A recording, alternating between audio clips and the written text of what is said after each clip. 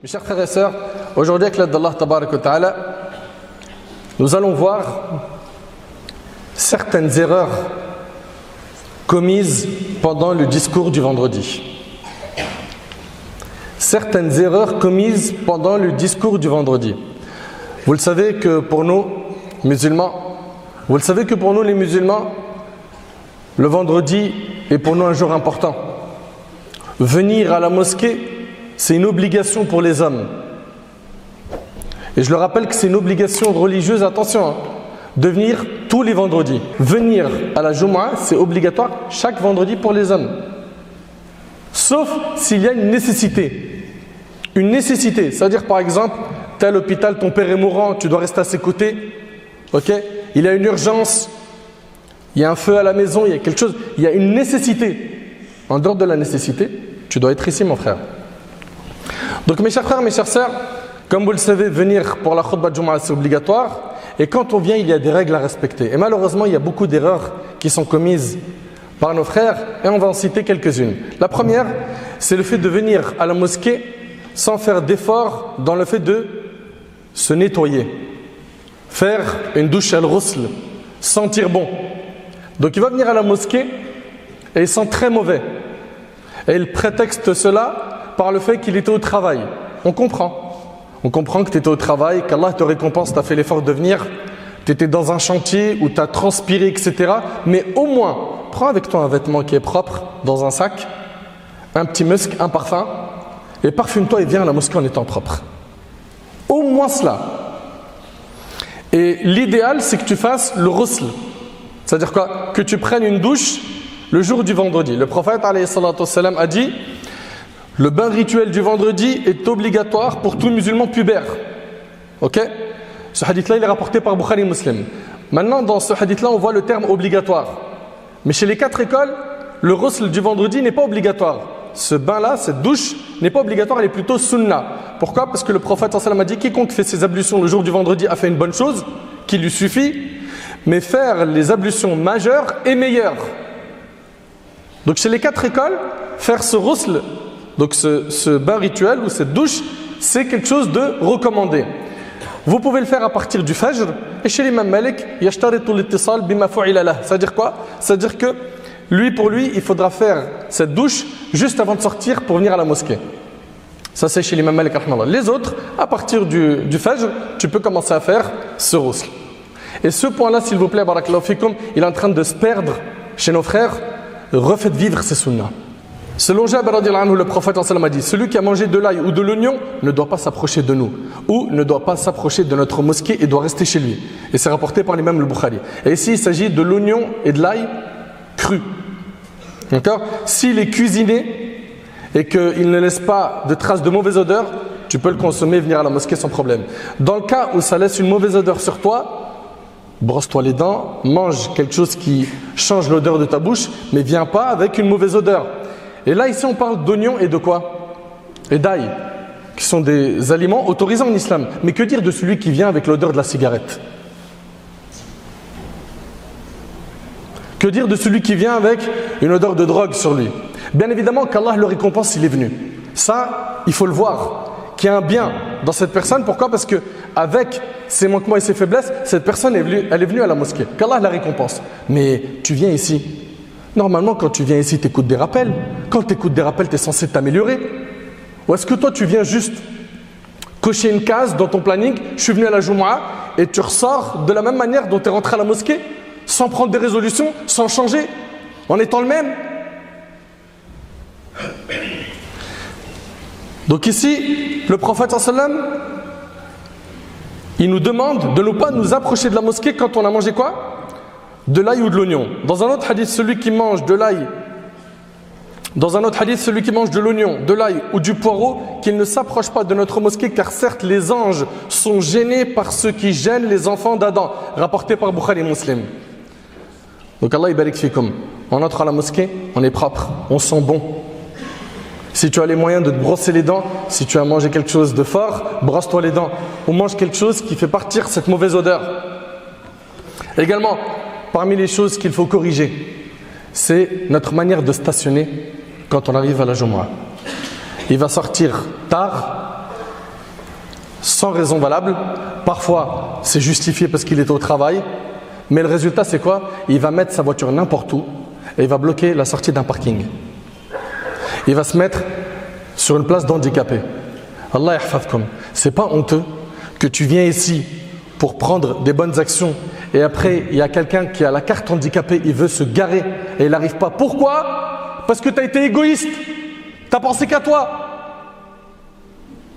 Mais c'est pas possible. On est musulmans, on est régi par des règles.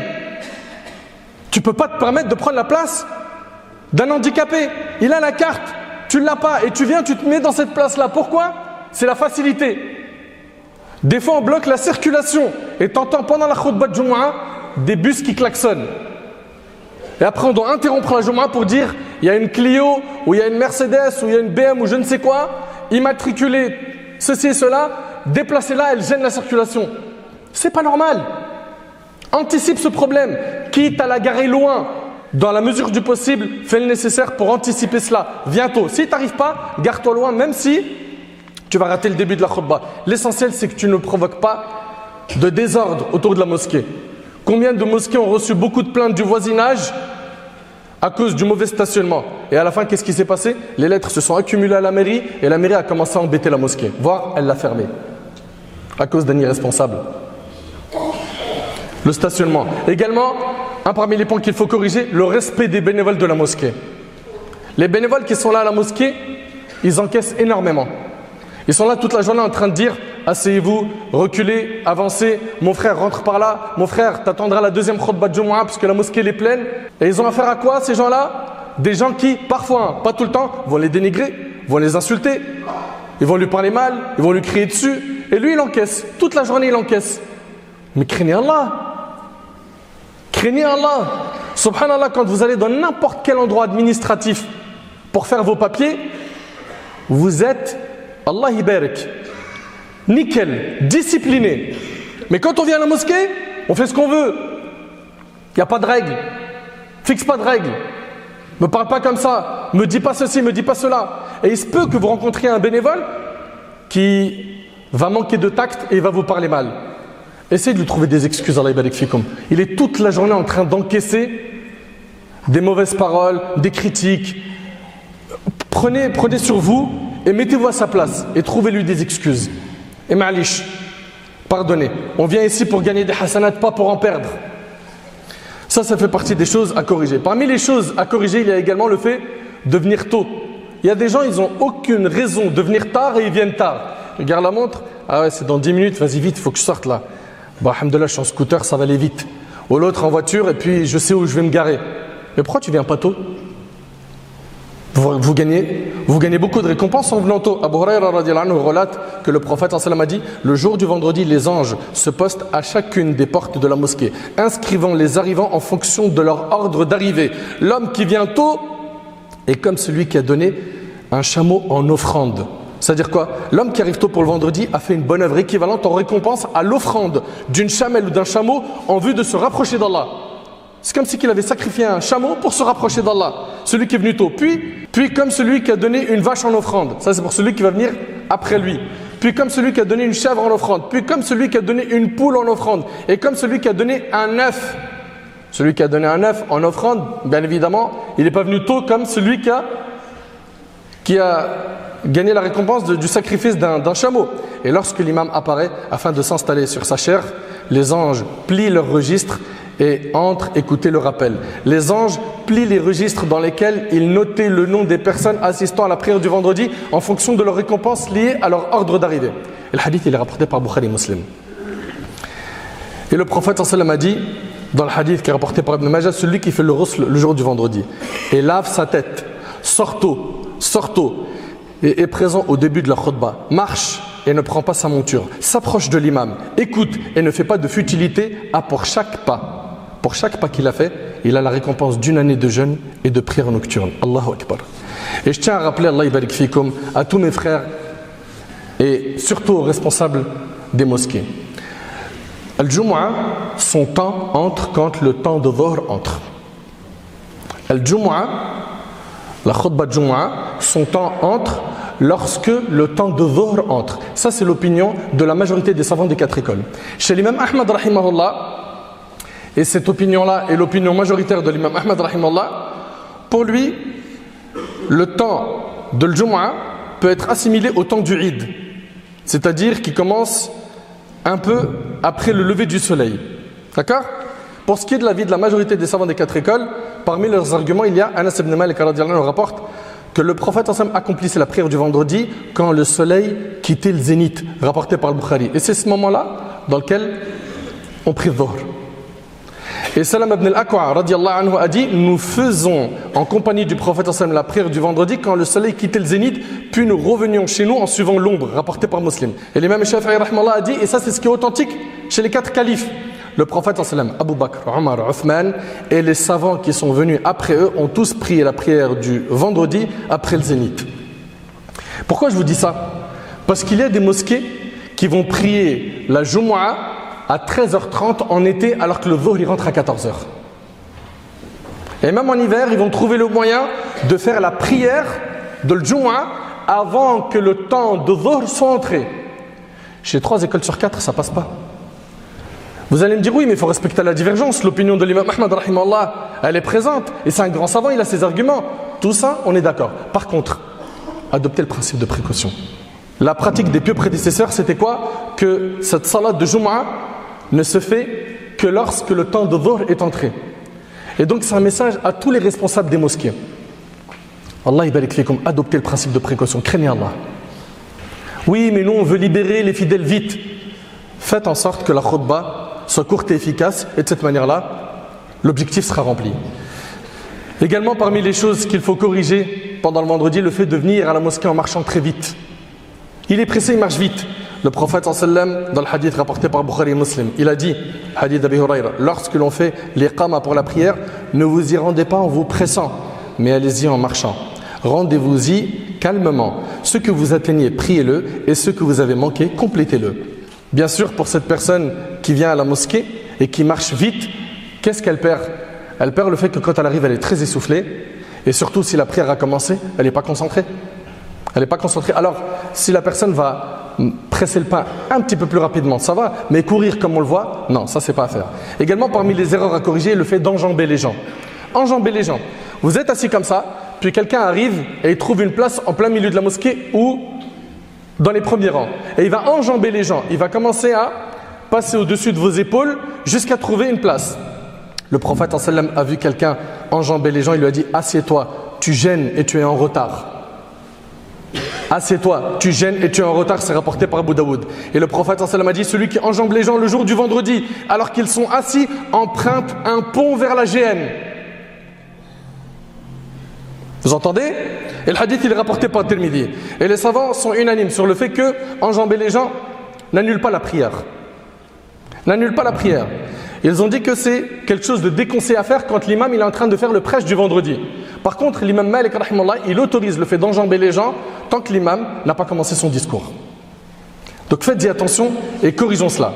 Également, parmi les choses qu'il faudra respecter, et là je dis respecter car il s'agit d'une divergence, il y a le fait de respecter le fait que quelqu'un entre dans la mosquée et fasse 2 rak'at alors que l'imam fait la khutbah. Moi je suis de l'opinion qu'il n'est pas permis de faire cela.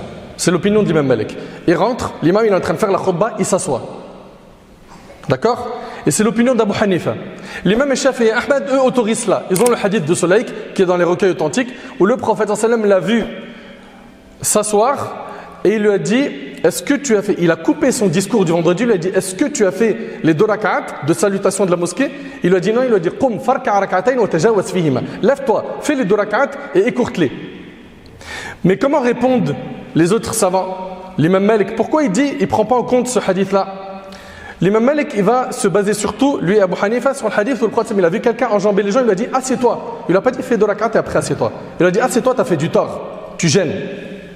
Et également, ils vont répondre par le fait que cet événement-là, qu'il y a eu avec Sulaik, radiyallahu anhu, c'est un événement qui est khas, particulier. Pourquoi? Parce qu'il s'est répété à 3 Jumu'ah. 3 Jumu'ah, le prophète lui a dit: lève-toi et fais 2 rak'at. Et pourquoi il a fait ça? Pour attirer l'attention des compagnons sur son état de pauvreté et pour que les compagnons lui fassent une aumône. Vous voyez? Donc, c'est un sujet de divergence. Et là, je vous invite à suivre une des écoles juridiques. De ne pas rester comme ça, sans suivre des écoles où, en disant comme certains, nous on suit le haqq. Et eux, ils suivent quoi? Le batil, les 4 écoles? Ou bien nous on suit le dalil et eux, ils suivent quoi? PSG Marseille? C'est quoi ces phrases-là qui ne sont pas scientifiques? C'est pas du ilm de venir dire ça. Donc, suis une parmi ces écoles et t'es tranquille. Également, ahabati fillah, parmi les choses qu'il faut corriger, le fait de parler pendant la khutbah. D'après Abu Hurayra radiyallahu anhu, le prophète sallallahu alayhi wa sallam a dit: si tu dis à ton compagnon tais-toi au moment où l'imam prononce son sermon, tu auras proféré une vaine parole rapportée par Bukhari Muslim. Pendant la khutbah, parlez pas. Même les responsables de la mosquée, parlez pas avec les fidèles. Si vous avez un message à passer, faites-le passer par l'imam. Rapproche les gens, dis-leur de se lever et d'avancer un peu pour se rasseoir et resserrer les rangs. Ne parlez pas. D'accord? Sauf si vous vous retrouvez dans une grande nécessité. Également, parmi les choses qu'il faut corriger pendant la khutbah de Jumu'ah, le fait que pendant la khutbah, il est en train de filmer avec son téléphone ou il regarde ses SMS. Il bouge trop. D'après Abu Hurayra radiyallahu anhu, le prophète sallallahu alayhi wa sallam a dit: celui qui s'amuse avec les cailloux pendant le discours a commis une frivolité rapportée par Ibn Majah. L'imam an-Nawawi rahimahullah a dit: c'est une interdiction de s'amuser avec les cailloux ou autres frivolités pendant le sermon. On entend par frivolité dans le hadith une conduite blâmable et récusable. Donc pendant la khutbah, il est en train de nettoyer ses lunettes, ok, il est en train de régler l'heure, il regarde ses SMS, non, ou bien il filme. Si tu fais partie des responsables de la mosquée, tu dois filmer, tu mets un trépied, tu lances la vidéo et tu touches plus. Il est là, il est en train de filmer, puis après il fait ça. Regardez, la mosquée elle était pleine. Qu'est-ce que tu es en train de faire là? Qu'est-ce que tu es en train de faire?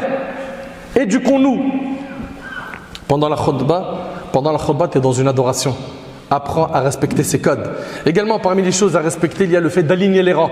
Quand l'imam est en place pour diriger la prière, il y a eu la iqama, on s'aligne. Et quand on s'aligne, vous le savez qu'on a des textes qui nous demandent de joindre quoi? Les épaules, les talons. Et on a même des hadiths qui disent quoi? Hadhu bayna al-a'naq. Le hadith de Anas, il est marfou'. C'est le fait d'aussi joindre les coups. Vous allez me dire, mais attends, comment est-ce qu'on peut joindre les coups? Les épaules, les pieds, ouais, les coups. En fait, ce qui est voulu de tous ces textes, écoute attentivement s'il vous plaît, ce qui est voulu de tous les textes, ce n'est pas de garder les pieds collés pendant toute la prière de A à Z. C'est juste une mubalagha li taswiyat as-sufuf, comme le dit Ibn Hajar rahimahullah. C'est-à-dire quoi? Ce qui est voulu, c'est simplement que les rangs soient bien alignés et droits. Donc au début de la prière, on va essayer de joindre nos pieds, d'accord? Et ce n'est pas une condition de les garder joints toute la salat. Cette opinion-là, vous la retrouverez chez énormément de savants. Même Cheikh Al-Uthaymin, parmi les contemporains, il cite cela. C'est-à-dire quoi? C'est-à-dire que ce n'est pas un objectif de coller les pieds. C'est un moyen d'avoir les rangs droits. Mais les gens, ils ne comprennent pas. Et pendant toute la salat, son seul souci, c'est de coller ses pieds à l'autre. Et il va essayer de se rapprocher, l'autre, il s'écarte, il s'approche, il s'écarte. Et là, ta concentration dans la salat. Le plus important, c'est que le rang il soit droit. Et chez les 4 écoles, avoir un rang droit, c'est sunnah, c'est pas obligatoire. C'est sunnah, c'est pas obligatoire. Abu Bakrata, le hadith il est dans les recueils authentiques, quand il est rentré dans la mosquée, il a vu que les compagnons ils étaient déjà inclinés avec le prophète sallam. Il s'est incliné et il a marché jusqu'à rejoindre le rang des compagnons. Pourquoi? Pour ne pas rater la raka'a. Le prophète sallam il a dit Zadakallahu hirsan wa la ta'ud. Il a dit qu'Allah il augmente ton attachement, ton amour pour le dîn. C'est bien ce que tu as fait. Il a loué son acte. Il a dit, mais ne recommence plus. Et il ne lui a pas demandé de recommencer la prière. Pourtant, il n'était pas en rang au début. Fafqahu barakallahu fikum. Comprenez. Également, parmi les choses qu'il faut éviter, le fait de devancer l'imam dans la prière. Et là, en prière, il s'incline avant l'imam. Il se prosterne avant l'imam. Il fait le salam avant l'imam. Le takbir, le salam, tu les fais avant l'imam, ta prière, elle n'est pas valide. Le prophète sallallahu alayhi wa sallam a dit, l'imam a été établi dans le seul but qu'on le suive. Quand il dit Allahu Akbar, dites Allahu Akbar. Quand il s'incline, inclinez-vous. Dans un autre hadith, فَلَا تَسْبِقُونِ بِالرُّكُوعِ وَلَا بِالسُّجُودِ وَلَا بِالْقِيَامِ وَلَا بِالْإِنْصِرَافِ. Ne me dévancez pas, ni dans l'inclinaison, ni dans la prosternation, ni dans le fait de se relever, ni dans le salut final. Également, le fait de regarder partout dans la prière. À quel moment on t'a dit que toi, tu étais une caméra, une tour de contrôle, une caméra de surveillance? Il est dans la mosquée, il est en train de regarder à droite à gauche pendant la salat. Ou même pendant la khutbah. Reste concentré. Dans le hadith d'Aïcha radhiyallahu anha, j'ai interrogé le prophète sallallahu alayhi wa sallam au sujet de l'homme qui se retourne alors qu'il est en prière, et il me répondit: c'est un vol rapide fait par le diable sur la prière de l'un de vous, rapporté par le Bukhari. Le diable, il est en train de te voler de ta salat des parties. Et gardez en tête que de nos prières, ce qui sera accepté, c'est le moment où on était concentré. C'est les moments où on était concentré. Et il ne faut pas non plus, pendant la prière, lever la tête. Il est en train de prier, il lève la tête. Ça aussi, il y a des textes qui blâment cela. Selon Boudar radhiyallahu anhu, le prophète a dit: Allah ne cesse de se tourner vers son serviteur du moment où ce dernier ne se retourne pas, car dès que celui-ci se retourne, Allah se détourne de lui aussi, rapporté par Abu Daoud. Par se détourner de lui, il est question ici de la diminution de ses bonnes actions pendant la prière. Il est donc important d'être concentré dans la prière afin de ne pas perdre des récompenses. Et pour terminer, on laisse la mosquée propre. Il arrive des fois qu'il y ait des plats qui soient servis à la fin de la khutbah. Un grand couscous. Il mange, il laisse tout par terre. Il boit, il jette sa bouteille en plastique, la bouteille d'eau par terre. Subhanallah. Tout comme tu aimes garder ton foyer propre, tout comme tu aimes qu'on respecte la propreté de ta maison, de ton logement, la maison d'Allah. La maison d'Allah doit rester clean. On sort, on est tous des acteurs qui contribuent à la propreté et à la sécurité de la mosquée. Tous. Tous. Ils ont mangé des dattes, les noyaux sont un peu partout. Ramasse-les toi. Malish, tu te laveras les mains après. Prends-les, mets-les dans un mouchoir et dans la poubelle. Les bouteilles en plastique, aide. Nous, on doit aider la maison d'Allah à quoi? À rester toujours clean et ne pas être une tache qui vient salir la mosquée et y semer le désordre. J'implore Allah subhanahu wa ta'ala de nous accorder un bon comportement. J'implore Allah tabarak wa ta'ala de nous faciliter de mettre en pratique ce qui a été dit.